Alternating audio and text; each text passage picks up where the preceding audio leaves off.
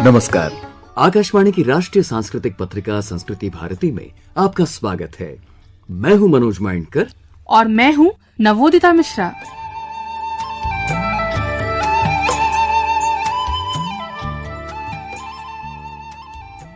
जाता हुआ साल, हाथ से मानो फिसलता हुआ वर्ष थोड़ा भावुक तो कर ही देता है। स्वाभाविक सी बात है, क्योंकि आपका उसके साथ 365 दिनों का संबंध जो रहा है। आने वाले नए वर्ष को लेकर मुस्कान भरी उत्सुकता तो होती है, लेकिन जाते हुए वर्ष के कुछ ऐसे उच्चांक, कुछ ऐसे मील के पत्थर होते हैं जो सदा के लिए मन में बस जाते हैं। सांस्कृतिक सामाजिक परिप्रेक्ष्य में देखें तो 2 बिंदु स्वर्णाक्षरों में अंकित रहेंगे।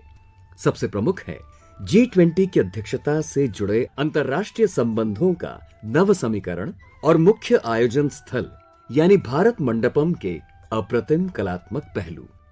दूसरा बिंदु, संयुक्त राष्ट्र विश्व पर्यटन संगठन ने पिछले दिनों गुजरात के कच्छ जिले के धोर्डो गांव को सर्वश्रेष्ठ पर्यटन गांव घोषित किया।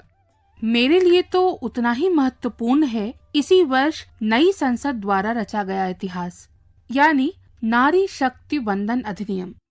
आधी आबादी सार्थक भागीदारी का मंत्र बाबा साहेब डॉक्टर भीमराव आंबेडकर के अमर शब्दों की याद दिलाता है।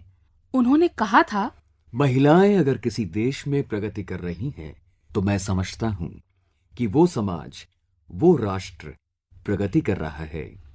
नीति निर्धारण या पॉलिसी मेकिंग में इस अधिनियम के बाद नारी शक्ति और सूझबूझ की कई नई मिसालों की अपार संभावनाएं हो गई हैं। इससे फायदा होगा तो समग्र देश को ही। चहुमुखी विकास के अनगिनत उदाहरण सामने आ रहे हैं विविध क्षेत्रों से। आइए उम्मीद करें कि आगामी 2024 हमारी आकांक्षाओं को नए आयाम प्रदान करेगा। अग्रिम शुभकामनाओं के साथ बढ़ते हैं पत्रिका की राह पर। सुनते रहिए संस्कृति भारती।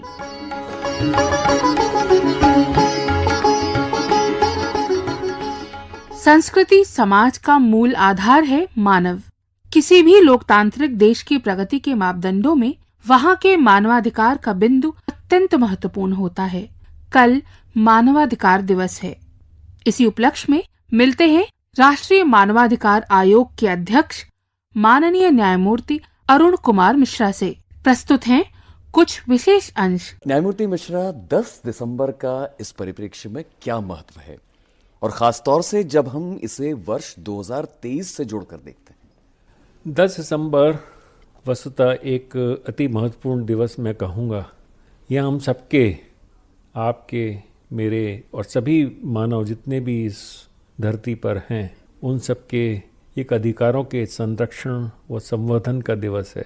और इस वर्ष का जो 2023 का थीम है, मजबूत तरीके से भविष्य के लिए मानव अधिकारों को किस प्रकार से रक्षण किया जा सकता है, तो ये एक अति महत्वपूर्ण थीम है कि ह्यूमन राइट्स कल्चर को किस प्रकार से प्रिजर्व करना है, उसको सस्टेनेबल रखना है, तो उसको कंसोलिडेट करना है।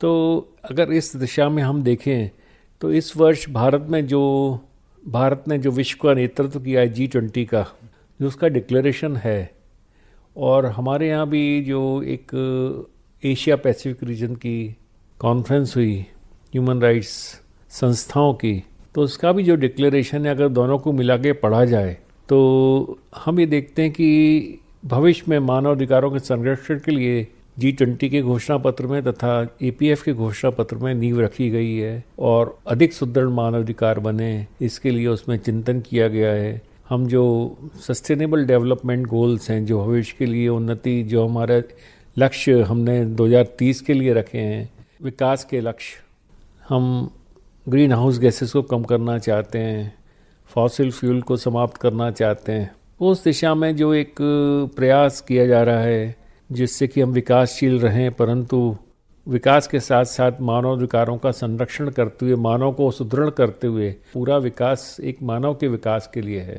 जितना भी विकास होता है उसमें मानव के ऊपर केंद्रित रखा जाना चाहिए और मानव का उत्थान उसमें जो कि गरीब और शोषित वर्ग के लोग हैं, उनका सामाजिक और आर्थिक उत्थान होकर उनको देश की मुख्य धारा से जुड़ें, तब हम ये मानेंगे कि हमारे देश ने और विश्व ने जो एक लक्ष्य निर्धारित किए हैं उनको सम्यक रूप से प्राप्त किया गया है। जस्टिस मिश्रा, आपने बहुत अच्छे से वर्तमान परिप्रेक्ष्य में बताया। अगर संक्षेप में, अगर जरा सा इसकी ऐतिहासिकता पर जाएं हम लोग, ये पूरी जो ह्यूमन राइट्स की प्रक्रिया है, इसकी शुरुआत कैसे, मतलब ये परिकल्पना कैसे? ये कोई परिकल्पना नई नहीं है। ये हमारे यहाँ वेदों के समय से मानवाधिकार प्रचलित रहे हैं। हमारे यहाँ तो जो वसुधैव कुटुंबकम की परिधारणा रखी गई है, 5000 वर्ष पूर्व की ये अवधारणा है और पूरा विश्व एक परिवार है। ये हमारे यहाँ प्रारंभ से एक विचार रहा है। और सर्वे भवन्तु सुखिनः भी जो हमारे यहाँ ब्रह्मोपनिषद में पाया जाता है, तो ये सभी लोग सुखी हों, सब एक साथ मिलकर उन्नति करें, सबका मन एक हो, हृदय एक हो और किसी को दुख न प्राप्त हो। ये भावना हमारे यहाँ से सदियों पुरानी चली आ रही है, हजारों वर्ष पुरानी चली आ रही है। अहिंसा, परमो धर्म, गौतम बुद्ध, महावीर स्वामी, उन्होंने इसको सुनिश्चित किया कि हिंसा का अवतरण पूरे विश्व में कहीं नहीं हो। तो ये हमारे यहाँ के सिद्धांत बहुत पुराने हैं। उनको अभी द्वितीय विश्व युद्ध के पश्चात ये समझा गया कि जितना जनहानि हुई, जितना नुकसान हुआ, उसके पश्चात ये समझा गया कि आवश्यक है कि सभी विश्व जो मानवाधिकार प्रचलित हैं पुराने समय से, उनको मिल बैठकर एक ऐसा खाका तैयार करें जिससे कि सारे विश्व के सभी देशों में जहाँ जहाँ इनका उल्लंघन हो रहा हो, उनको भी बाध्य किए जा सके कि वे मानवाधिकारों का संरक्षण करें और एक चार्टर तैयार किया जाए। जो बेस्ट प्रैक्टिसेस सभी जगह की थी उनको मानवाधिकार के उसमें शामिल किया गया घोषणा पत्र में, और इसमें 2.5 वर्ष तक विमर्श चला। 1600 बार वोटिंग हुई। उसके पश्चात ये मानवाधिकार का घोषणा पत्र 1948 में लागू हुआ था। इस वर्ष इसके 75 वर्ष पूर्ण होने जा रहे हैं। 75 वर्ष एक महत्वपूर्ण पड़ाव है। न्यायमूर्ति मिश्रा, श्रोताओं के लिए आपका एक लघु संदेश इस बातचीत का सार्थक समापन होगा। हम सब मिलकर प्रयास करें, एक दूसरे की गरिमा को बढ़ाएं, एक दूसरे को हितों का संरक्षण करें और अधिकार मांगने से पहले हम अपनी नैतिक जिम्मेदारियां पूरी करें। अपनी जिम्मेदारियां संविधान में अनुच्छेद 51 में निर्धारित की गई, उनका पालन करें, तब अधिकार मांगें। तो हमारे ख्याल से एक दूसरे का अधिकार का संरक्षण करते हुए एक साथ बढ़ें, खुद बढ़ें तो दूसरे को भी पीछे साथ में जो चल रहा है उसको भी आगे बढ़ाएं, जो पीछे रह गया उसको भी आगे बढ़ाएं। यही मेरा संदेश है।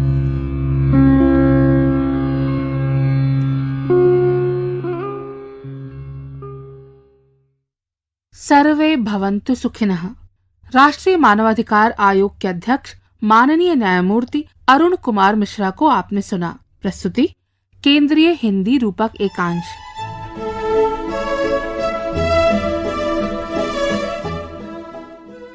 दिसंबर में एक और महत्वपूर्ण दिवस होता है, international day of persons with disabilities. 3 दिसंबर को राजधानी में आयोजित एक समारोह में इसी क्षेत्र से जुड़ी उपलब्धियों के लिए राष्ट्रीय पुरस्कार प्रदान किए जाते हैं। आइए मिलाते हैं एक चैंपियन से। आप दृष्टि बाधित हैं, लेकिन आपकी रचनात्मक गतिविधियों का कैनवस असीम है। नमस्ते, मैं दिव्या शर्मा, न्यानंगल, पंजाब, इंडिया से, और मैं एक 75% से ज्यादा दृष्टि बाधित हूँ। और क्या क्या करती हो, क्या क्या करना अच्छा लगता है, ये बताओ। जी सर, मैं प्रोफेशनली मैं एक कॉर्पोरेट राइटर हूँ, जहाँ पे मेरे क्लाइंट्स इंडिया और इंडिया से बाहर हैं, और बाय पैशन मैं एक डिसेबिलिटी एक्टिविस्ट हूँ, blue belt in martial art karate हूँ। साथ ही मैं एक आरजे और कंटेंट मैनेजर हूँ एक ऑनलाइन रेडियो स्टेशन रेडियो उड़ान की, जो दृष्टि बाधित या यूं कहूँ कि डिसेबल्ड लोगों द्वारा ही चलाया जाता है, और इसे 10 साल हो जाएंगे अगले साल। और साथ ही मैं एक मैराथन रनर और फिटनेस और मोटिवेशनल स्पीकर भी हूँ, और मैं साथ ही गिटारिस्ट भी हूँ। तो ये मेरे इंटरेस्ट है, गिटार बजाना, यूकुलेले बजाना। कैसे निकालते हो समय इन सब के लिए? एक डिसिप्लिन बना हुआ है, क्योंकि जब आप फिटनेस वगैरह में तो एक डिसिप्लिन बन जाता है, तो वो काफी उस हिसाब से काम बांटा हुआ है और कोशिश रहती है कि ज्यादा से ज्यादा चीजों में एक्टिविटी को टाइम दे सकूं। जो राष्ट्रीय पुरस्कार मिला तुम्हें, उसके बारे में हमें बताओ। राष्ट्रीय पुरस्कार मुझे मिला श्रेष्ठ कैटेगरी में इंडिविजुअल एक्सीलेंस के लिए। तो ये मुझे मेरे काम के लिए जो मैंने डिसेबिलिटी सेक्टर में करती आई हूँ, क्योंकि मैं काफी सेंसिटाइजिंग सेशंस भी करती हूँ, जहां मैं स्कूल, कॉलेजेस, यूनिवर्सिटीज और जो कॉर्पोरेट है ऑफिस में जाके भी अवेयरनेस क्रिएट करती हूँ। क्योंकि 7वीं क्लास में मुझे स्कूल से निकाल दिया गया था कह के कि आप डिसेबल्ड हो, तो हमें नहीं पता आपको कैसे पढ़ाना है। तो मेरी कोशिश रही तब से कि मैं छोटी जगह से सब कुछ हासिल करूं। तो मैंने पढ़ाई या जो भी नाम कमाया, जो भी सब कुछ, नौकरी, और साथ ही मोटिवेशनल स्पीकर भी हूं मैं इंटरनेशनल फिल्म फेस्टिवल जो पहली बार हुआ इंडिया में पर्सन्स विद डिसेबिलिटी के लिए, तो वहां भी टॉम एल्टर जी के साथ मैंने 2015 में एक सेशन किया। तो ये सभी चीजें तब से मैं करती आ रही हूँ। तो इन्हीं को देखते हुए मेरी अचीवमेंट्स, पर्सनल अचीवमेंट्स और जो मैंने डिसेबिलिटी सेक्टर में करती आई हूँ, उसके लिए मुझे ये इंडिविजुअल एक्सीलेंस नेशनल अवार्ड मिला प्रेसिडेंट से। बहुत बहुत मुबारक। ये बताओ, बड़ा जानने का मन करता है कि टेक्नोलॉजी तो बहुत फास्ट विकसित हो रही है, तो अब जैसे दृष्टिबाधित लोग जब पढ़ाई करते हैं तो हमें इतना तो मालूम है कि ब्रेल का इस्तेमाल किया जाता है, क्या इसमें भी थोड़ा सा इवोल्यूशन हुआ है और टेक्नोलॉजी को जोड़ते हुए? जी सर, ब्रेल तो रही है। जैसे आप पढ़ते हैं तो अल्फाबेट्स की तरह ब्रेल काम करती है, बट आजकल टेक्नोलॉजी इतनी ज्यादा हो गई है, डिजिटल जमाना है, तो तब से स्क्रीन रीडर काफी सालों से, यूं कहूंगी 1 डिकेड तो हो गया जब से मैं यूज कर रही हूँ। तो जब मैं कॉलेज में थी तब से मैं सभी टेक्नोलॉजी को सुन के, जैसे स्क्रीन रीडर होते हैं फोन में, एंड्रॉइड में टॉकबैक होता है, iOS में वॉइस ओवर होता है, लैपटॉप पे जॉज और एनवीडियो होता है, तो ये सब स्क्रीन पे जो भी आता है वो हमें पढ़ के सुनाते हैं। तो जैसे आम लोग सुन के करते हैं वैसे, मतलब जो पढ़ के करते हैं हम सुन के करते हैं, तो तरीका अलग है, आगे गोल जो होता है वो तो सेम ही होता है सबका। ये जो कार्यक्रम सुन रहे हैं अभी, इनमें भी हो सकता है कुछ लोग दृष्टिबाधित हो, तो चूंकि तुम एक्टिविस्ट हो, तो चलते चलते उनसे क्या कहना चाहोगी अपने फ्रेंड्स से? जी, मैं यही कहना चाहूंगी कि नेवर गिव अप एटीट्यूड रखिए और ज्यादा से ज्यादा लोगों से मिलिए, उनसे बात कीजिए, क्योंकि सही समय पे अगर आपको सही जानकारी नहीं मिलती तो उसका नुकसान होता है। तो अगर आप सही समय पे सही जानकारी पा लेते हैं तो आपकी जिंदगी काफी बेहतर हो सकती है। दिव्या, बहुत बहुत शुभकामनाएं। धन्यवाद सर, थैंक यू।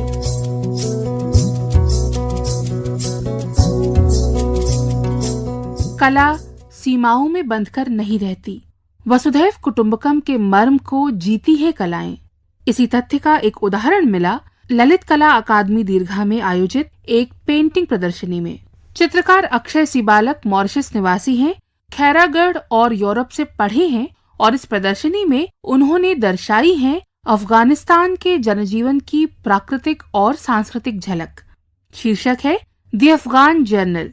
ये बताइए, बहुत से लोग माना कि विदेशों में जाते हैं, लेकिन आपने अफगानिस्तान को चयनित किया, क्या आपको पहले से कोई एक, जिसको कहते हैं फैसिनेशन था कि वहां के रंग में देख के आऊंगा, वो कौन सी बात थी जो आपके अंदर के कलाकार को जिसने प्रेरित किया? एक्चुअली जो मेरे को अट्रैक्ट किया अफगानिस्तान में वो है उसके लैंडस्केप, जो उसके गांव, जो तो ये मतलब अट्रैक्ट किया। और ये चीज़ है, जैसे मेरा काम जो नेचर से अटैच है, हमेशा मैं नेचर के ऊपर ही काम करता हूँ, तो ये मेरे को एक चीज़ लगा कि जाओ देखो और क्या है वहाँ पे सचमुच में। क्योंकि जो हम लोग देखते हैं पहले से, जब 20 साल पहले बोलेंगे कि क्या मीडिया पोर्ट्रे की है, लड़ाई जंग ये सब, तो भी एक मौका था वहाँ के जाके एक्सपीरियंस करने के लिए उन लोग का कल्चर, उन लोग का कैसे रह रहे हैं अफगानिस्तान में। उत्सुकता ये होती है जानने की यहाँ भारत में बैठ के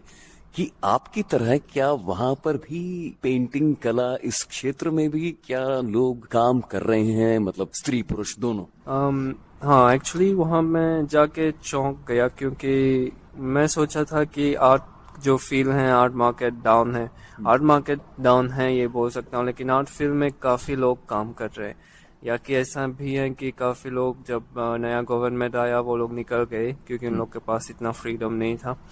लेकिन काफ़ी आर्टिस्ट से मिला वहाँ पे जो काम कर रहे हैं, जो स्ट्रगल कर रहे हैं, पेंटिंग कर रहे हैं प्राइवेट गैलरी में। तो गर्ल्स और बॉयज़ भी मतलब पेंटिंग में वो लोग इंटरेस्ट लेते हैं। और गैलरीज विज़िट किया, प्राइवेट आर्ट स्कूल विज़िट किया, वहाँ पे लड़की लोग भी काम कर रहे हैं यहाँ पे। मतलब ऐसा वो पाबंदी नहीं है कि आर्ट मना है या आर्ट के ऊपर तुम ये नहीं कर सकते हो या वो नहीं कर सकते हो। तो ये चीज काफी ओपनली हो रहा है वहाँ। अक्षय, इस पूरे प्रदर्शनी में दीर्घा नंबर 8 में जितने अफगानिस्तान के अलग अलग शहर तुमने कैनवस पर उतारे हैं, जिनके लैंडस्केप्स और मॉन्यूमेंट्स और वहां की संस्कृति, वहां का जीवन तुमने उतारा है, तो उन शहरों के बारे में संक्षेप में बताइए, कौन कौन से शहर हैं वो? मैं एक्चुअली 7 प्रोविंस विजिट किया। काबुल, गाजनी, बामियान। गाजनी एक काफ़ी हिस्टोरिकल शहर है जहाँ पे बहरम शाह जो राजा हैं वो काफ़ी हिस्टोरिकल मॉन्यूमेंट्स और बनाया। जो मीनारत्स हैं, 2 मीनारत्स हैं, काफ़ी फेमस हैं गाजनी में। और बामियान में जैसे सब लोग जानते हैं एक बुद्धिस्ट इन्फ्लुएंस रहा वहाँ पे बहुत काफ़ी हद तक। तो वहाँ के जो बुद्ध मॉन्यूमेंट हुआ करता था, जो स्पेस है, वहाँ पे गया। और गौर प्रोविंस में मीनार जाम एक काफ़ी बहुत सुंदर जो है एक मीनारत जो यूनेस्को वर्ल्ड हेरिटेज का अंडर प्रोटेक्टेड है। हेरात गया, हेरात वो पुराना शहर गया, बाल्क प्रोविंस और फिर पंजशीर और फिर काबुल वापस। जो शैली अक्षय तुमने अपनाई है कैनवस पर, कौन से श्रेणी के रंग इस्तेमाल किए हैं? जो पेंटिंग किया हूँ वो मिक्स मीडिया ऑन कैनवस है, एक्रिलिक, क्रेयॉन्स, ग्राफाइट यूज किया हूँ। और साथ साथ हम देखते हैं कि इसमें जो ओरिजिनल शायद स्केचिंग रही होगी उसके अवशेष भी नजर आते हैं। तो ये क्या ये डेलिब्रेट एक वो है या पेंटिंग करने के बाद उन्हें उसे हटाना रह गया? नहीं, ये मेरा एक स्टाइल है पेंटिंग करने का जो थोड़ा स्केची टाइप होता है, जो मेरे को अच्छा लगता है। इसको थोड़ा बचपना जो है, इनोसेंस दिखाने के लिए। तो ये मतलब कंप्लीटेड आर्ट वर्क है, या कि मेरे को कभी कभी बोलते हैं कि ये कंप्लीट है या नहीं क्योंकि पेंसिल दिखाई दे रहा है, लेकिन ये मतलब कंप्लीटेड आर्ट वर्क है। बहुत सारे आर्टिस्ट शुरू करते हैं सीखने के लिए। तो मतलब जब मैं यूनिवर्सिटी में था खैरागढ़ में, तो ये एक मेन सब्जेक्ट भी था कि वाटर कलर लैंडस्केप जाके सीखो। तो अफगान जर्नल की जो पोर्ट्रेट्स हैं, तो इनको बनाते समय भी क्या किसी स्टेज पर वाटर कलर्स का इस्तेमाल हुआ? जो मतलब स्केचेस मैं बनाया अपने डायरी में वो इंक है, मतलब इंक ऑन पेपर, और कुछ लैंडस्केप हैं जो वाटर कलर भी यूज किया। अच्छा, मॉरिशस में जो आपका कला का फील्ड है, पेंटिंग का फील्ड है, उसके बारे में भारत के श्रोताओं को थोड़ा सा बताइए।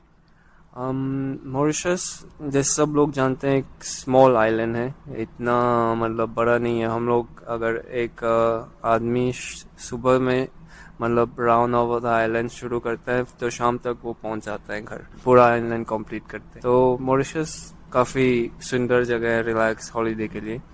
आर्ट फील्ड में अभी धीरे धीरे इससे उठ रहा है, लेकिन ऐसा मतलब इंटरनेशनल एक्सपोजर जो मिलता है जैसे इंडिया में या चाइना, एशिया में, ये चीज़ इतना नहीं है वहाँ पे। एज एन आर्टिस्ट मतलब मैं इसीलिए मतलब ट्रैवल करता हूँ, बाहर जाता हूँ, काम करता हूँ, एग्जीबिशन करता हूँ। चलते चलते ये बताओ, कला साधना की यात्रा में कौन कौन से देशों में घूमना हुआ? अभी इंडिया भी मतलब काफ़ी टाइम रहा। तो एज एन आर्टिस्ट मैं स्पेन में था काफ़ी 1 साल तक। तो वहाँ पे काम किया, वहाँ पे एग्जीबिशन किया, स्पेन में, फ्रांस में और मोनाको में और जर्मनी में। अंतिम प्रश्न ये है कि अपने आप पे किस किस का इन्फ्लुएंस पाते हो? कौन से आर्टिस्ट का, किस शैली का? जो इंस्पायरिंग आर्टिस्ट हैं वो मोस्टली मैटिस हैं, हेनरी मैटिस, जो फॉविज्म से के टाइम से है। और पोस्ट इम्प्रेशनिज्म, पोस्ट इम्प्रेशनिज्म और फॉविज्म मेरा 3 जो फेवरेट पीरियड है।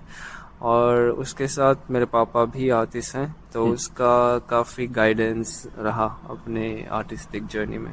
बहुत बहुत धन्यवाद। शुक्रिया। पेंटर अक्षय सिबालक की बातें, उनके अनुभव कई पूर्वाग्रहों, कई स्टीरियोटाइप्स को तोड़ती हैं। यही तो है कला की सार्वभौम शक्ति।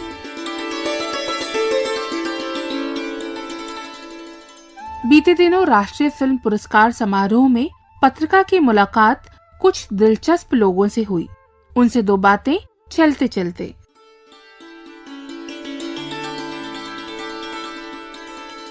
हमारे साथ 2 बहुत खास लोग हैं। इनकी फिल्म को बेस्ट बांग्ला फिल्म पुरस्कार के लिए घोषणा हुई है।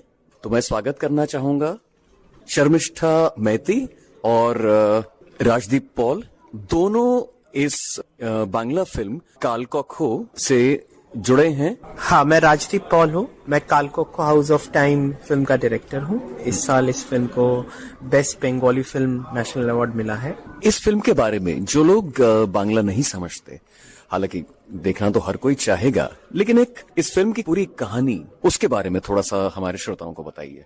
ये फिल्म कभी नहीं बनता अगर कोविड-19 करके एक पैंडेमिक नहीं होता। Both of us were actually trying to make a different film which got stuck because of the pandemic.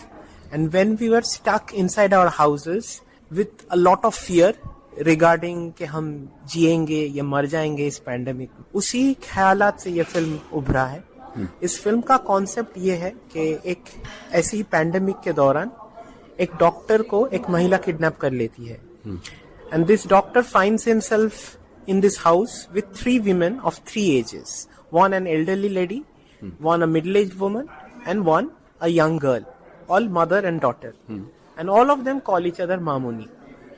And while this doctor tries to escape from this house, he realizes that he's not just a prisoner in space, but he's also a prisoner in time. मतलब सिर्फ वो इस घर में कैद नहीं है, वो समय में भी कैद है। और जितनी वो the more he tries to escape, this time goes on in a loop. Sharmishtha जी, हम लोग आकाशवाणी का होने के नाते एक्स्ट्रा इंटरेस्ट हमें 2 चीजों में आता है एक फिल्म को लेके। जो संगीत का एरिया है आपका, उस फिल्म में लिया गया संगीत, और हमारा काम चूंकि साउंड का है, तो साउंड के बारे में हमें उत्सुकता होना बिल्कुल नॉर्मल सी बात है। तो आपकी फिल्म के जो ये 2 डिपार्टमेंट्स हैं, इस पे आपने क्या क्या चॉइसेस की, उसके बारे में थोड़ा सा बताइए। इनिशियली तो सोचा था कि ये डायजेटिकली सिंक साउंड पे अगर हम जा सकते हैं, but that was very difficult, क्योंकि साइलेंस क्रिएट करना अपने में ही एक बड़ा चैलेंज है। मैंने उस समय लगा था कि हर कुछ तो साइलेंट है, क्योंकि हम लोग कोविड के बीच में ही लगभग ये काम कर रहे थे। 2020 के दिसंबर में इसकी शूटिंग हुई थी। तब वो that was the in between time between the Covid 1 and second wave के बीच में। तो फाइनली जो हुआ, हमको पोस्ट प्रोडक्शन में ही साउंड को रिक्रिएट करना पड़ा। और साउंड डिजाइनर्स के लिए सबसे बड़ा चैलेंज था कि how to create silence and how to create that fear through that silence, जो हम लोगों ने किया।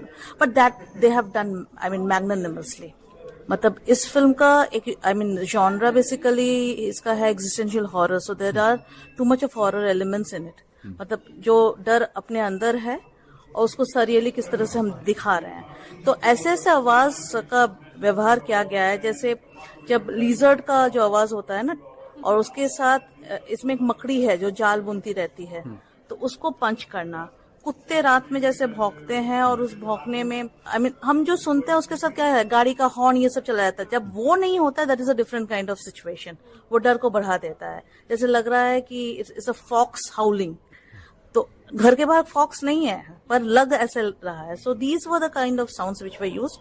और गाने की बात करें तो गाना पूरा ही एक्टर्स लोगों ने ही गाया है, बिकॉज इसमें एक किरदार है जो घर के बाहर है, और वो अपनी प्रेमिका और वाइफ से मिलने की कोशिश कर रहा है, and he is singing from that place over telephone, video conferencing में वो गाना गाता है। So he has done it on his own. और एक गाना है जो लालन फकीर का गाना है, it's a folk baul song, जो हमारी जो लीड एक्ट्रेस है तनिष्ठा विश्वास, उसी ने गाया है। एक मजेदार सवाल मन में आता है।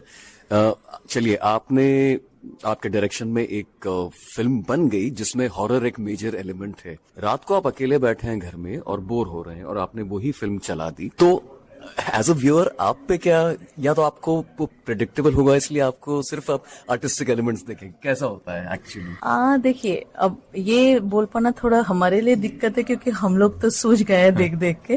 पर हाँ, जिन्होंने देखा है या ये क्या है, तो टिपिकल हॉरर या भूत वाला फिल्म तो है नहीं। पर जिन्होंने देखा है तो उनको मतलब ये फीडबैक हमें बहुत मिला है थिएटर्स से कि एक घुटन होती है ये फिल्म देख के कि कब बाहर निकलेंगे। सो ये फीलिंग बहुत ज्यादा है। पर बाहर निकल भी नहीं पाते। हाँ, बाहर निकल भी नहीं पाते।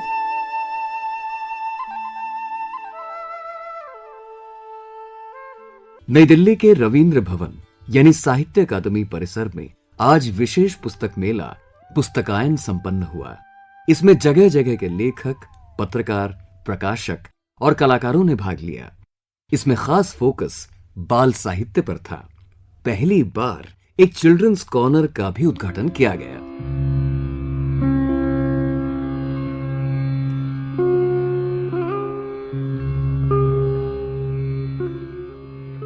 19 दिसंबर को गोवा लिबरेशन डे है। पुर्तगाली औपनिवेशिकता के खिलाफ यहाँ के निवासियों का संघर्ष, उनका बलिदान हम इस दिन विशेष रूप से याद करते हैं। नमन उन कर्मठ सपूतों को।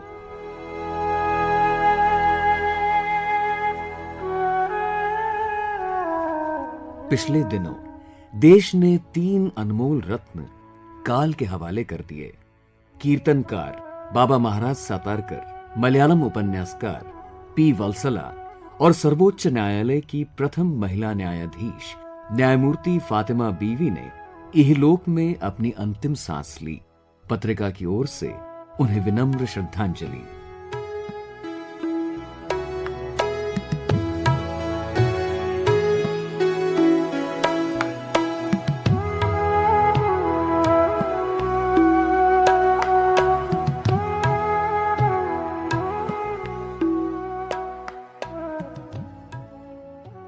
समय का ये पड़ाव देश की कुछ मूर्धन्य हस्तियों के जीवन चक्र की तिथियों के साथ जुड़ा हुआ है। Doctor Rajendra Prasad, Baba Saheb doctor Bhimrao Ambedkar, Pandit Madan Mohan Malviya, doctor C Rajagopalachari, Hakim Ajmal खां, कोटा शिवराम कारंत, अवनींद्रनाथ टैगोर, नंदलाल बोस और सतीश गुजराल के अतुलनीय योगदान को नमन। नवोदिता मिश्रा और मनोज माइंडकर को अनुमति दीजिए। नमस्कार।